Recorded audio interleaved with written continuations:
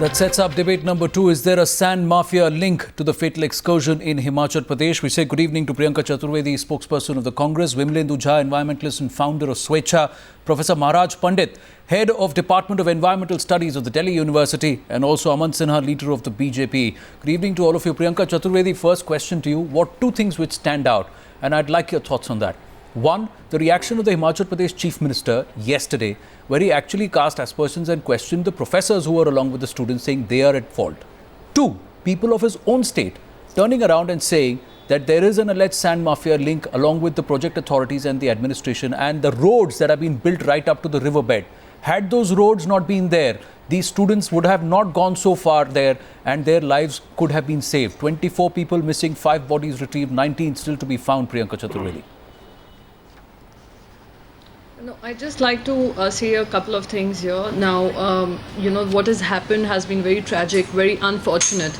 And anything I say today or what the Chief Minister spoke that day would, considering the environment is very emotionally charged up, would probably sound like a defense. But what I'd like to do is bring facts to the table.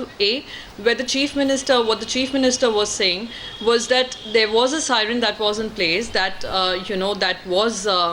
the hooter was blown before the water was released. Maybe the students who were near that accident site did not hear it. And again, an inquiry has been set up under the Divisional Commissioner, and as soon as we have a final report, strictest action would be taken if there has been any negligence found by any of the people responsible who were handling this entire scene.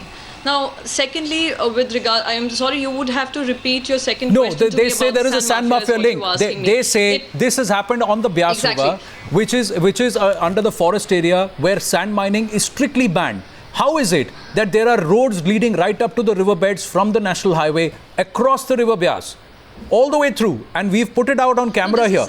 How has that been allowed? So who's to blame? Because the locals say, who would you believe? Would you believe a chief minister who just lands there because a tragedy has happened, or would you believe the locals who say, agar hooter bachta to bazaar mein sunai deta hai hame, we never heard it. That's what they said. Not one person, 5, 6 different people. And he actually questioned their political leanings, Priyanka Chaturvedi. That's what he did of the locals. And the other thing, how did these riverbeds happen?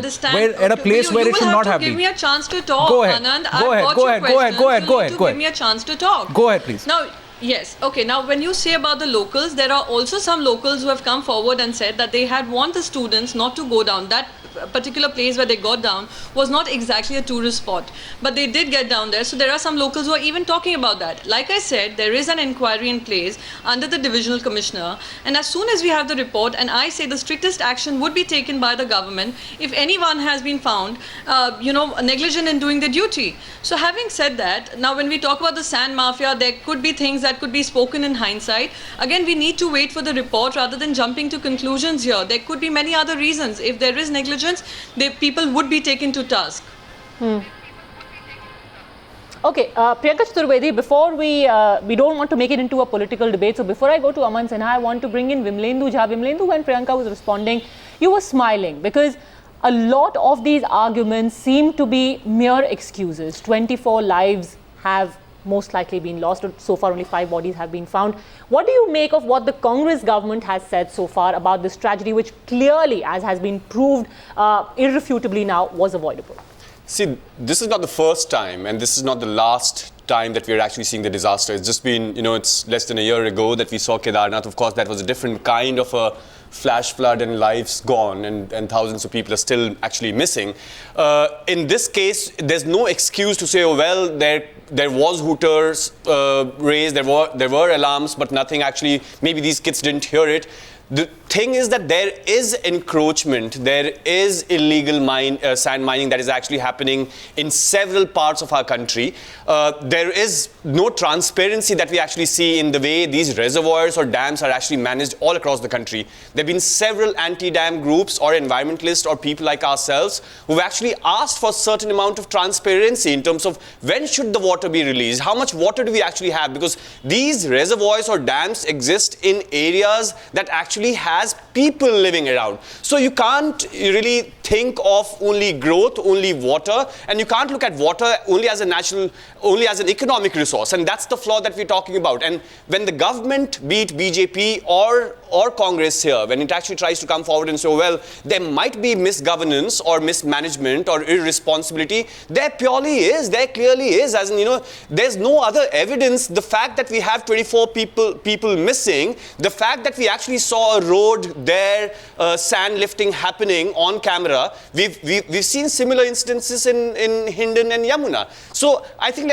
we need to go beyond this political rhetoric and accept a few things, that there is lack of transparency, there's bad governance when we talk about reservoirs and dams and our water bodies, and we need to act across party lines. I think we need to wake up rather than get into tu meme of who did what and what perhaps needs to be proven. No, you know, as an inquiry will prove what? No, whether these people died or not? Of course they died. I said that if anyone has been found guilty or has been found negligent in discharging their duty, action would be taken against them. I'm not talking in rhetoric.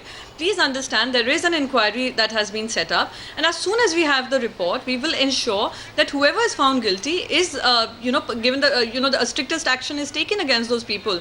So we have to, obviously we do accept there are some challenges, there has been some negligence, but we need to look beyond, we need to find solutions so that such incidents do not happen in the future. Yeah, but this happened in 2005, this happened in 2007, this happened in 2011. This is not the first time. Vimalendu, we've just had hold your several thoughts. inquiries. NHRC has asked. Vimalendu, just hold your thoughts. I'm going to say good evening to Medha Patkar also, who is joining us on debate number 2. Before I go across to Professor Pandit, Medha Patkar, do stay on. Professor Pandit will be making his point and then I'll come across to you. Yes, Professor Maharaj Pandit.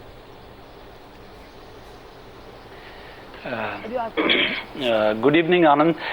Let me first express my deep sense of horror and shock at this grave tragedy. Our hearts go out to those families who have lost their young ones. Actually, as a teacher, it has pained me the most because the students' lives have been lost. They were young lives, and therefore I will start with that. Now, having said that, let me also say that I am not surprised. I am not surprised at all.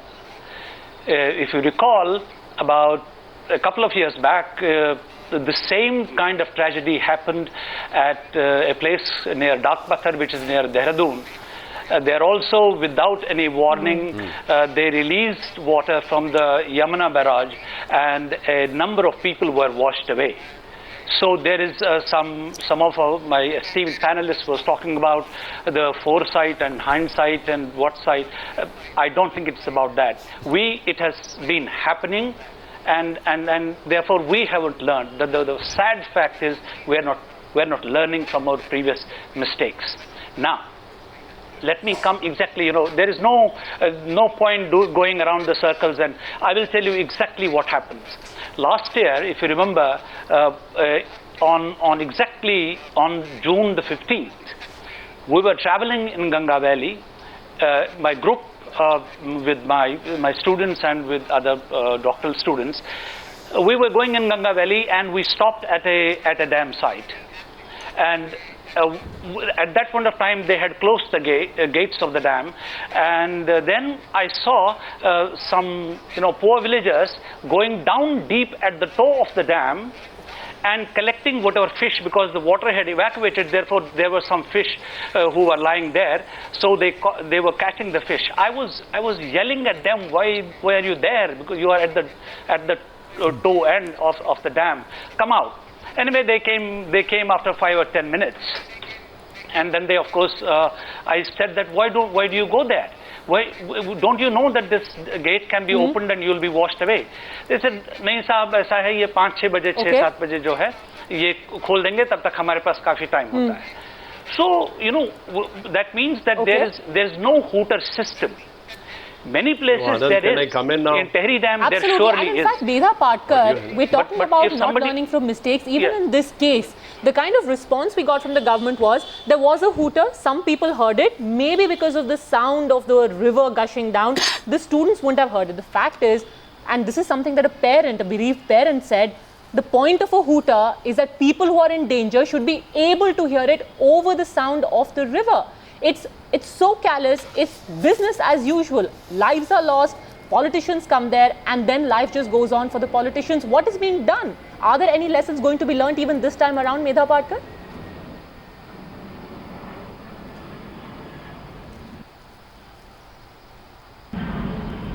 Ms. Patkar, could you hear the question?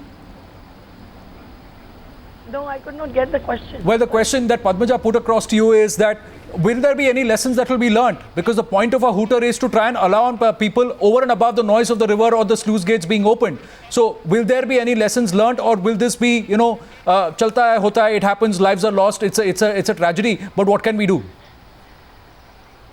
I know that in the past the lesson has not been learnt, and we cannot be cynical, but let me tell you that this whole approach to the cascade of dams which are built in the river basin, as here in Beas, it is 2,200 plus megawatt capacity, out of which 126 megawatt is only the Larji dam. But the cascade of dams need a perfect regulation, monitoring and warning system, and then only the releases can be operated. But that never happens. Whatever number of dams are built, whether in Narmada or in Krishna, the releases of water are done only keeping in the hydropower generation and the benefits in mind, and that too the economic valuation of benefits. Many times the generation capacity is not really attained, and that they don't mind. They do not mind if the catchment is not fully protected, which only will keep the river with the water flow. Yes, Medha Patkar, it is the basis of all planning. So here the release of water was without warning. The government has to learn a lesson that they first of all should not play with the rivers. The cascade of dams need perfection, which is not there in the system. So they better not play with the major rivers as far as possible. River linking project also will bring in the similar kind of situation. Right. Medha Patkar, the fact is, if I were to stick with what happened at Larji and what happened in Himachal Pradesh, there are other facts which are worrying. But Aman Sinha, you've been patient, you've given everybody else a hearing. So please do make your point, and then I'll raise the other issues. Go ahead, Aman Sinha. Anand, this has been the most tragic and shocking incident. 24 innocent lives have been lost, and my heart goes out to families of the victims. However, this tragedy occurred only due to gross negligence on part of Himachal government and its officials. Even the High Court has observed that. Yes. And this tragedy could have been averted if officials had only followed the rules prescribed for releasing water from the dam in case of emergency. There would not have been any casualties at all. There was no hooter. Apparently, the operator was suspended only because there was no hooter sounded at that point in time. So that is admitted by the Himachal government. I don't know why my Congress friend is coming around and saying something which is absolutely contrary. There was no public address system. Under the rules, the district authorities have to be informed first. They go on and evacuate or get all the low-lying areas and the riverbed vacated. No, but Aman Sinha, and thereafter, this water is released. The question that Medha Patkar had asked you, have you learnt any lessons? Because some of the ambitious projects that Mr. Modi has announced also could lead to similar repercussions unless enough checks and balances have been put in place. What do you have to say about that specific question to you by Medha Patkar, Aman Sinha? Padmaja, I was only pointing out the facts because my Congress friend had stated something which was far, far away from truth.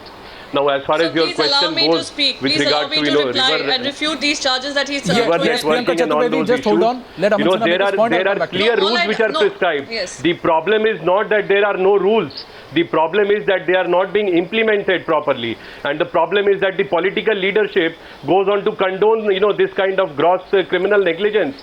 Look at what Chief Minister of Himachal Pradesh goes on to say. He says that we cannot stop all the rivers and all the water flow and all the lakes. Nobody expects him to behave like or become a god. He only has to ensure that the rules are properly implemented. And if he is not able to do so, he should resign and move out. Unfortunate. It is he should so resign and move out.